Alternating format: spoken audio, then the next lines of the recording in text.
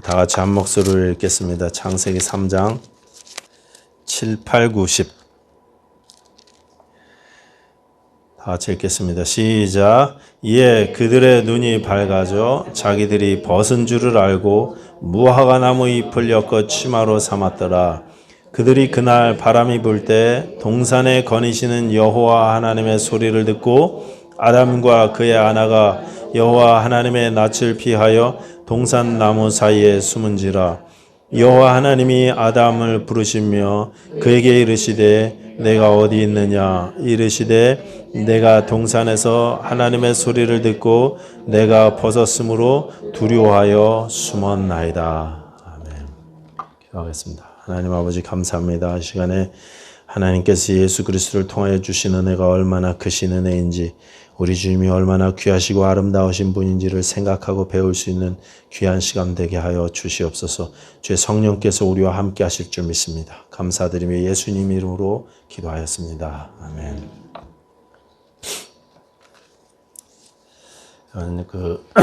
성경에 나오는 최초의 질문이 뭔지 아십니까? 성경에 나오는 최초의 질문. 구약 성경과 신약 성경을 통틀어서 최초로 나오는 질문은요, 오늘 본문에 나옵니다. 오늘 본문 창세기 3장 9절에 나오죠. 죄송합니다.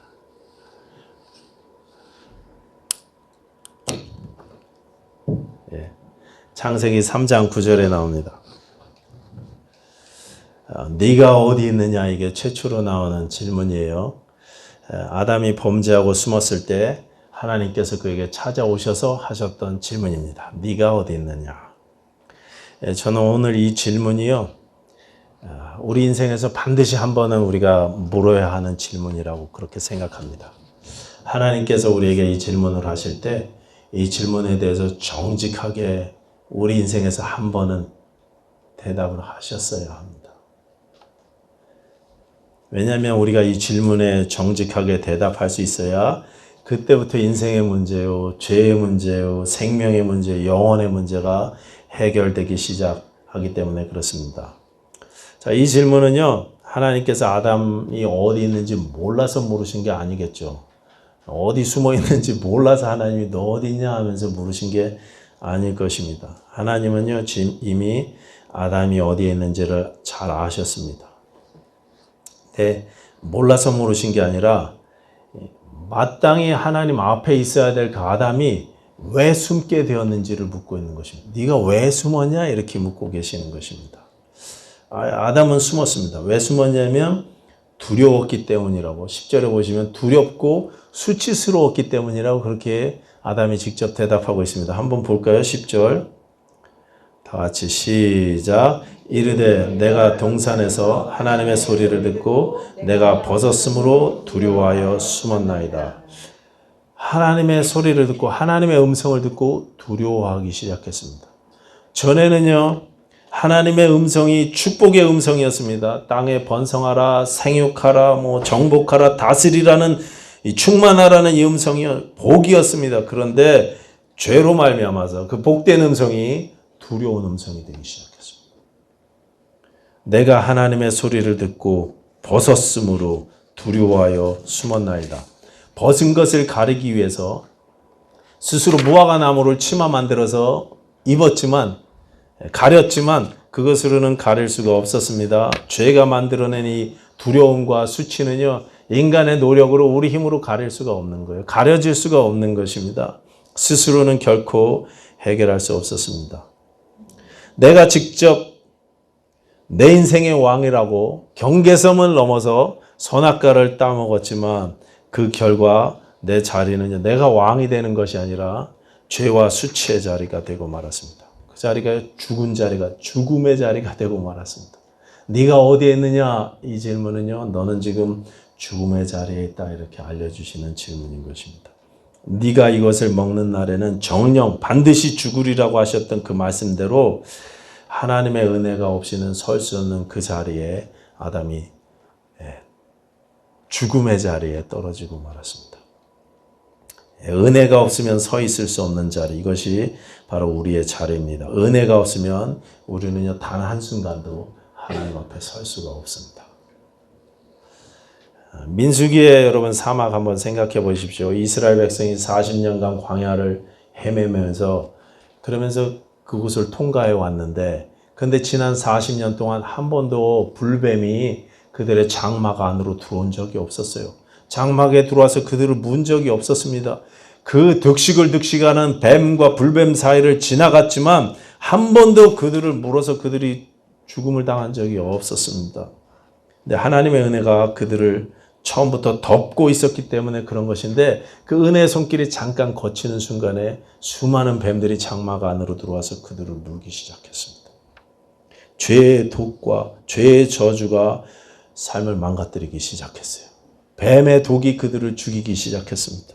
여러분, 은혜가 없으면 인생이 그렇습니다. 뱀이 들어옵니다. 독이 퍼져나가기 시작합니다. 오직 하나님의 은혜가 우리를 보호하셔서 죄의 저주로부터, 죄의 공격으로부터 우리를 안전하게 지켜주고 계시는 줄로 믿습니다. 그런데 우리가 자꾸 잊죠. 지금 이 순간에도 하나님의 은혜가 우리를 덮고 계시다는 사실을, 그래서 우리가 은혜 없이는 잠시도 설 수 없다는 사실을 우리가 찾고 있습니다. 우리 모습과 상관없이 우리가 반역의 길, 옛날에 하던 그 모습을 자꾸 실수하고 넘어지고 있음에도 불구하고 하나님께서 여전히 예수 그리스도로 말미암아 우리에게 은혜를 베풀고 계시다는 사실을 우리가 간과합니다. 마치 은혜 없이도 살 수 없는 것처럼 그렇게 우리가 교만을 떨어요. 제가 한번 전에 말씀드린 대로요, 제가 일하는 곳에 몸이 불편하신 분이 계셔서 고생한다고 말씀드렸잖아요. 이분은 폐질환으로 오랫동안 고통받으셨습니다. 아직 젊은 분이신데 폐가 점점 굳어져서 숨을 못 쉬시고 늘 이렇게 산소통을 끌고 다니셨습니다. 우리 정 집사님 같았어요. 그러다가 건강이 더 악화되셔서 집에 누워 계시면서 바깥 활동을 못하게 되었습니다. 그래서 제가 요즘에 매일 점심 식사를 그분 집에 배달을 해드리거든요. 그분 아파트에 혼자 스튜디오에 사시는데 거기에 음식을, 점심 식사를 배달해드리고 있습니다. 이분이 저를 만날 때마다 의사도 못 고치고 약도 못 고치고 병원도 못 고친다고 그래. 나는 이제 이렇게 죽을 거 그냥 빨리 죽었으면 좋겠다고 자꾸 그렇게 이야기하십니다. 너무 힘들다고, 죽고 싶다고 그러셨어요. 그래서 제가요, 의사도 약도 병원도 못 고치면 하나님만 고치실 수 있다고 그렇게 말씀드렸어요. 이분은 예수님 안 믿는 분이시고 불교 믿는 분이십니다. 네, 에라 모르겠다 그냥 말씀드렸어요. 하나님만 고치실 수 있는 거예요. 그렇게 말씀드렸어요. 기도하셔야 돼요. 처음에는 이제 제 기도를 거부하셨는데, 그런 얘기 하지 말라고 막 이렇게 이야기하셨는데, 너무 힘들고 고통스러우시니까 막 이 숨이 너무 가파지고 힘드시니까 제가 옆에서 기도해 드릴 때 같이 기도하기 시작했습니다. 하나님, 이 귀한 생명을 살려주시고 건강 주셔서 남은 인생 주의 일을 하게 해달라고 제가 그렇게 기도했습니다. 이분이 믿음이 전혀 없는 분이고 저도 믿음이 보잘것없는 사람이지만 에라 모르겠다 그냥 기도하라고 하셨으니까 했어요. 근데 지난주에 이분이 산소통 없이 병원에 다니기 시작했습니다. 몸이 점점 좋아지기 시작하셨습니다. 저는 분명히 이분에게 하나님께서 은혜를 베푸신 것으로 알고 있어요. 그런데 이분이요, 저한테 고마워하시긴 하는데 때가 되니까 나은 줄 아세요. 그동안 고생한 거에 열매를 맺는구나 이렇게 생각하십니다. 물론 이제 하나님께서 저에게 그분이 마음을 열게 해주셔서 제가 조만간에 그분에게 예수 그리스도를 전할 수 있는 그런 기회를 주실 텐데, 그래서 예수님을 영접하게 되리라고 믿습니다. 관심 갖고 기도해 주십시오. 근데 지금은 저절로 내가 때가 돼서 낫다. 그동안 먹고 수고한 약이 효과를 보기 시작했다. 이렇게 생각하고 계십니다. 여러분, 우리는 그렇습니다. 은혜가 베풀어지고 있어도 모릅니다. 알기는 아는데 그냥 쉽게 잊기도 해요. 한때 은혜를 베풀어 주셨었지. 그때 정말 하나님이 지켜주셨었지. 그리고 그냥 끝납니다.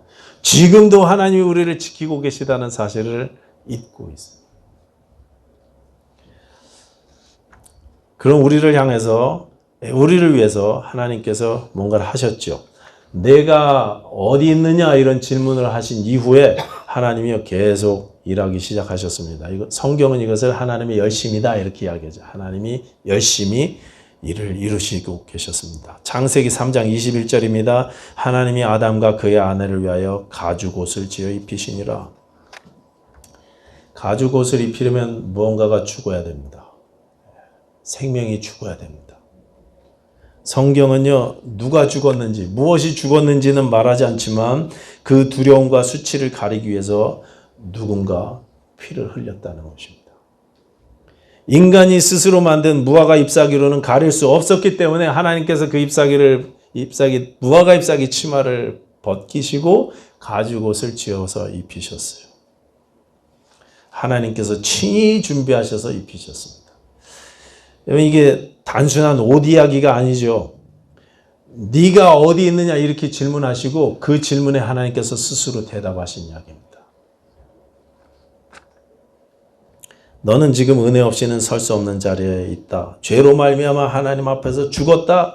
그러나 나는 반드시 너를 다시 찾을 것이다. 내 은혜로 너를 반드시 다시 살릴 것이다. 이 말씀을 지금 하나님이 하고 계시는 것입니다. 하나님은요, 이미 답을 가지고 계셨습니다. 그 답은 곧 십자가입니다. 예수 그리스도의 십자가셨습니다.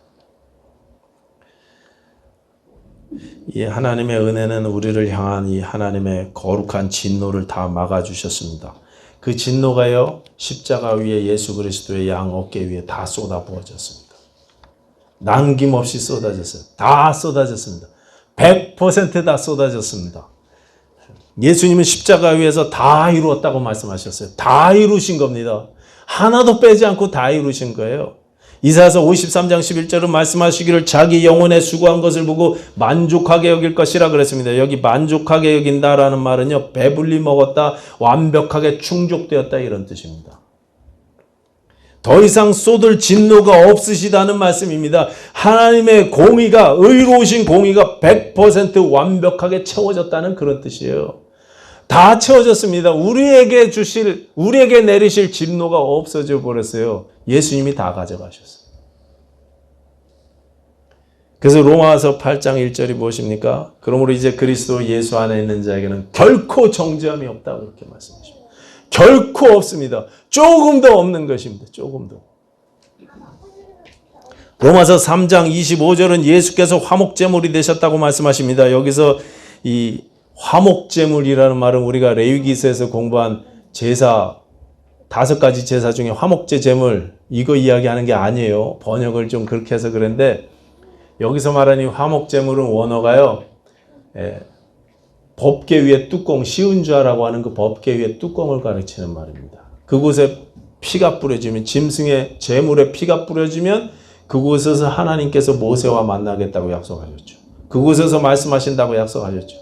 법궤 뚜껑 위에 천사는요, 그 피를 통해서 법궤 아래에 있는 율법을 바라봤어요. 하나님께서 우리의 죄악됨을 보시려면 예수 그리스도의 피를 통과해서 보셔야 돼요.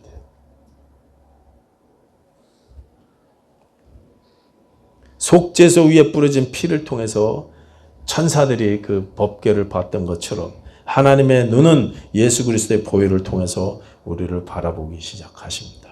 그렇게 십자가 위에 예수님은 하나님의 진노를 온몸으로 막아내셨습니다. 우리가 하나님 앞에 두려움과 수치심 없이 아담처럼 숨지 않고 담대하게 설 수 있도록 그렇게 만들어 주셨습니다. 또 여러분, 노아가 방주를 지었을 때 노아 식구가 몇 명이에요? 총 노아까지? 8명이 들어갔어요. 방주 안에 8명 들어갔는데 방주 안에 얼마나 있었는지 혹시 아세요? 방주 안에 며칠 동안 있었냐면 365일하고도 10일 더 있었습니다. 1년하고 10일 더 있었습니다. 노아의 나이 600세 때 2월 17일 날 들어가서 노아의 나이 601살 2월 27일에 나왔습니다. 그동안 방주 안에서요, 파도가, 만약에 바람이 일어서 파도가 넘치면은 막 방주가 흔들렸겠죠. 방주 안에서 막 이렇게 밥 먹으려고 이렇게 상 갖고 가다 넘어지기도 하고 부딪히기도 하고 멍들기도 하고 그랬을 거 아닙니까? 그래도 안전한 거예요. 왜요? 방주 안에 있기 때문에 그렇습니다. 방주 안에 있으면 절대 안전인 것입니다. 창세기 7장 11절 12절을 보면 하늘과 땅과 땅속의 물들이 다 쏟아졌습니다. 그냥 막 부어졌습니다. 마찬가지로 하나님의 그 거룩하신 진노가 십자가 위에 그냥 다 쏟아부어졌어요. 다 쏟아부었습니다. 우리가 십자가 예수 그리스도 안에 있을 때 안전한 줄로 믿습니다. 때로 방주 안에서 넘어지는 것처럼 우리가 신앙생활 하면서 예수 안에 있으면서도 넘어지기도 해요. 상처받기도 합니다. 막 멍들기도 하고 그래요. 그러나 예수 안에 있기 때문에 우리는 안전한 줄로 믿습니다.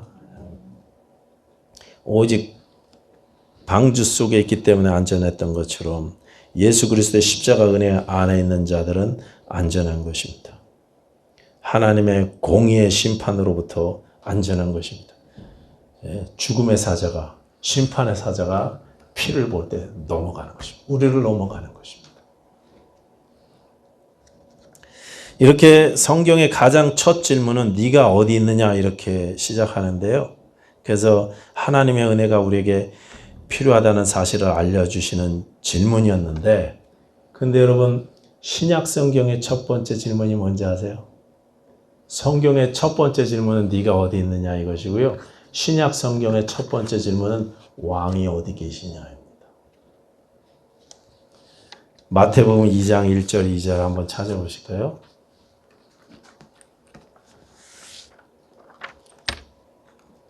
마태복음 2장 1절 2절입니다. 다 같이 읽겠습니다. 시작. 헤롯 왕 때 예수께서 유대 베들레헴에서 나심에 동방으로부터 박사들이 예루살렘에 이르러 말하되 유대인의 왕으로 나신 이가 어디 계시냐? 우리가 동방에서 그의 별을 보고 그에게 경배하러 왔노라 하니. 유대인의 왕으로 나신 이가 어디 계시냐? 이것이 신약의 처음 질문입니다. 동방 박사들이 이제 예루살렘에 도착해서 던진 질문이었죠. 헤롯 면전에서.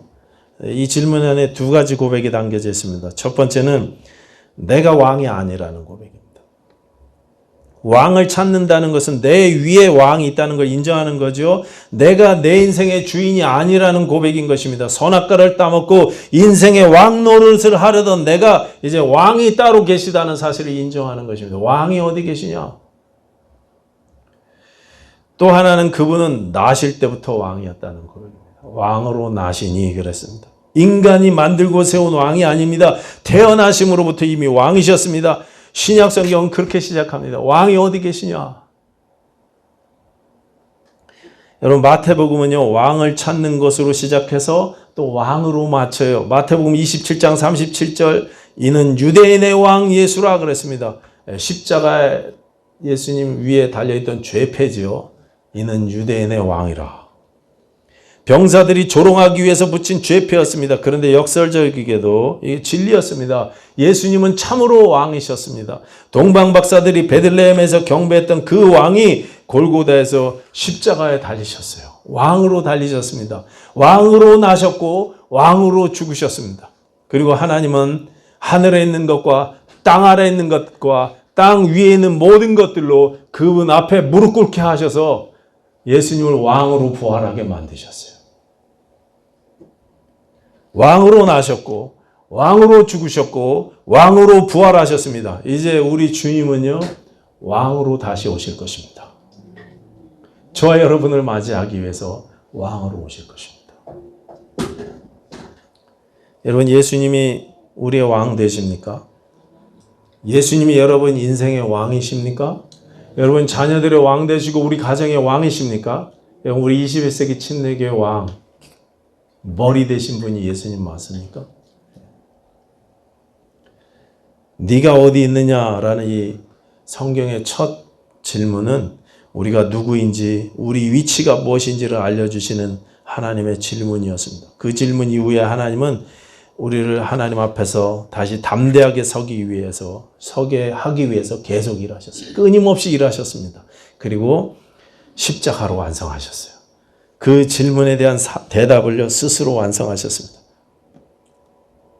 이제 네가 어디 있느냐 이 질문에 정직하게 대답한 사람은 그 다음 질문, 왕이 어디 있느냐라는 질문을 던지기 시작합니다. 왕을 찾기 시작합니다. 그리고 이제 내가 새로운 위치에 있다는 사실을 알기 시작해. 예수를 왕으로 발견한 이후에 내가 이제 예수 안에 있다는 사실을 발견하기 시작합니다.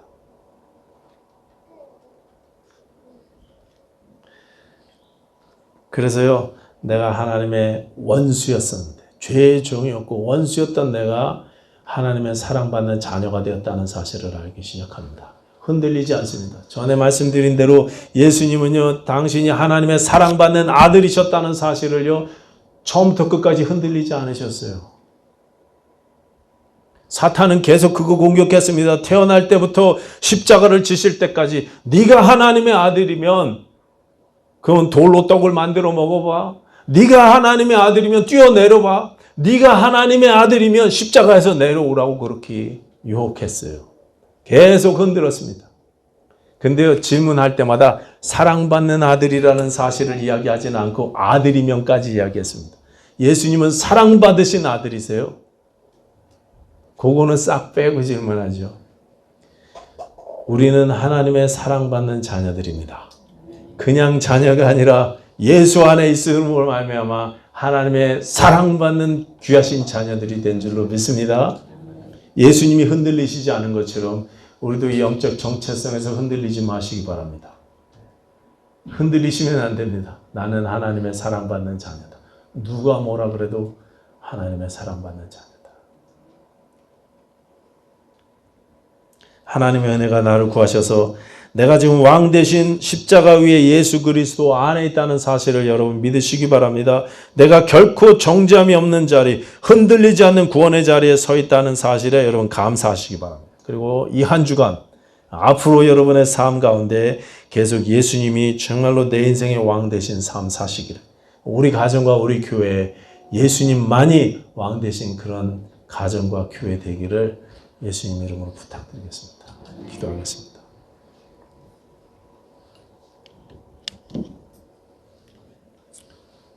하나님 아버지 감사합니다. 우리가 감히 하나님 앞에 바로 설 수 없었지만 하나님께서 우리에게 은혜 베풀어 주셔서 자녀 삼아 주시고 하나님 앞에 담대히 서게 하여 주시니 감사합니다. 하나님의 사랑받는 자녀가 되게 하여 주셨으니 감사합니다. 하나님, 우리가 이 진리의 말씀에 흔들리지 않게 하시고 평생을 주와 동행하며 사랑하시는 주님 앞에 우리 삶을 드리며 나아가는 저희들 될 수 있도록 도와주시옵소서. 우리 존귀하신 21세기 침례교 모든 성도인들과 이 자리에 주의 사랑을 예배하는 모든 자들에게 하나님께서 우리를 얼마나 사랑하셨는지, 얼마나 예수님께서 우리를 위해서 귀한 생명을 바치셨는지 깊이 묵상하는 삶 될 수 있도록 축복하시고 인도하여 주시옵소서. 감사드리며 예수님 이름으로 기도하였습니다. 아멘.